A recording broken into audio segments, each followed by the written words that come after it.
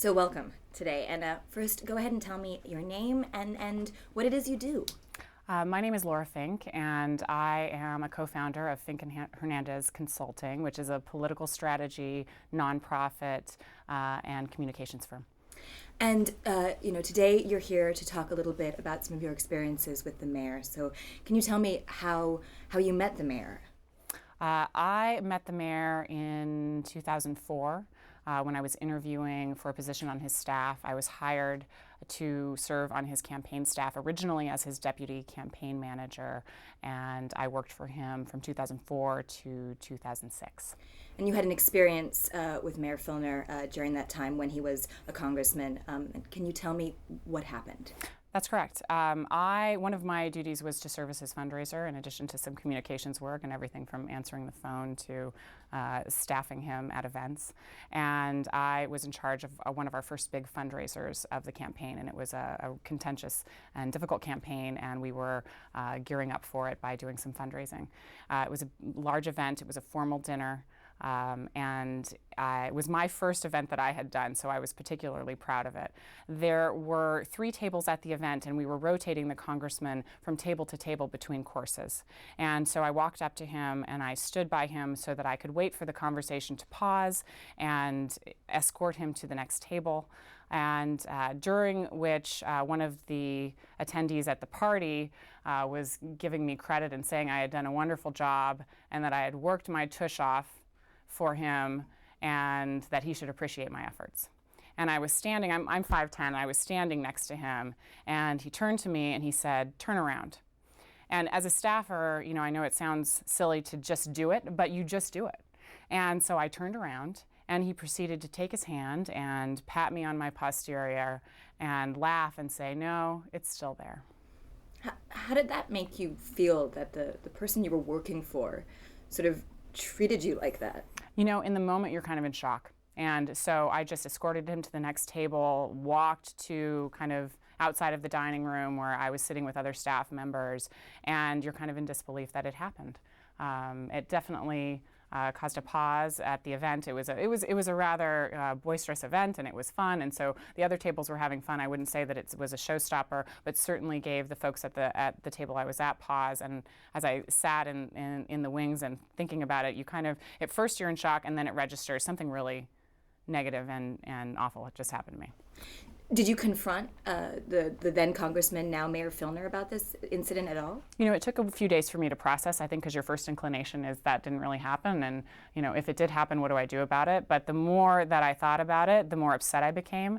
And the more I knew, I'm someone, I went to a women's college, I'm a feminist, I am someone who believes in strong women. It's one of the reasons I got into politics, and I knew that I had to respond, and I knew that the appropriate response would be to document it. So and I also wanted to remember the facts while they were fresh in my mind. And so I documented the incident a few days later, and I emailed it directly to the congressman at his personal account, and I also CC'd our chief of staff at the time. And did you get any response from him? Our chief of staff called me back almost immediately, as I recall, within 24 hours. And he asked me what I wanted to do. And in the email, I had requested an apology, and I had requested assurances that this sort of behavior would not happen to anyone else, any other member of his female staff. Can I ask you who the chief of staff was at the time? He's actually the same person who is his current chief of staff, Tony Buckles. Okay. And what did you say you wanted to do? I know you said you wanted an apology. Did you get that apology? The congressman, and I'm not recalling exactly how many days later it was, but within the week, came up to me, pulled me aside, and mumbled, "And I'm sorry," and then followed it up with telling me that, but I didn't really understand what had happened. That you didn't understand what had happened? I didn't understand. How did that make you feel? Well, I felt rather intimidated in his presence to begin with, and when something like that happens to you, as strong as you want to feel, you don't necessarily feel strong. You want to act strong, but you don't feel strong. And so I was certainly dissatisfied with that, but I didn't really know what else I could do. Absolutely. And this is something you're coming forward with it now. Can I ask you why you're bringing your story to the table? I think I've given thought to talking about this for some time. I think at the time I didn't go public with it because I was building a career in politics. I'm from San Diego. I love it here, and I knew that I wanted to build my career here.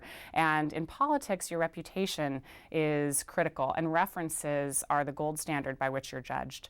And so I knew that this was going to be important to me continuing to work. I also knew that Bob Filner has a reputation with regard to people he sees as political enemies. He has a reputation for swift retribution and really long grudges. And I didn't want to be on the wrong end of that.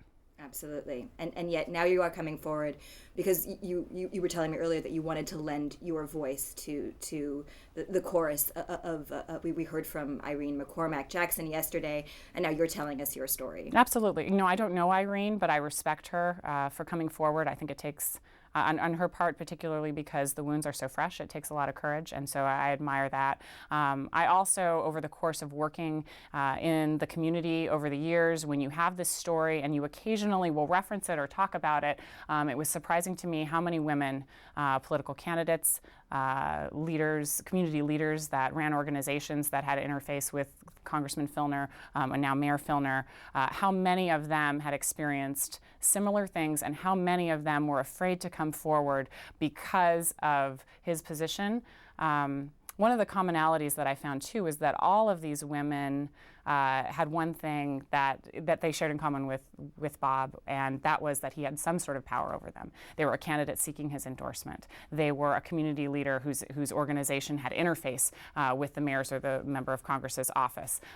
He tends to, in my observation and in the stories that have been told to me, tends to operate only with folks that are beholden to him in some way, whether it's in some public capacity. Like you as a young staffer. Like me as a young staffer. Mm-hmm. The last question I want to ask you is coming forward. Is there a strength in that for you?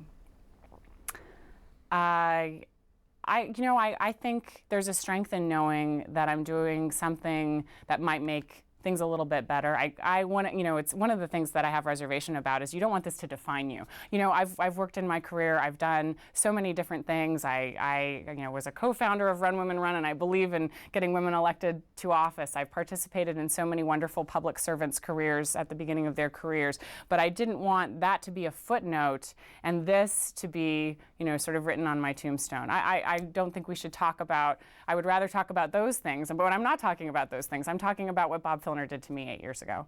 And I think there's a strength in working to make sure that this doesn't happen again, and that if it does happen again, that women feel empowered to come forward and talk about it. Thank you so much, Laura. I really thank you for joining us here today. Thank you.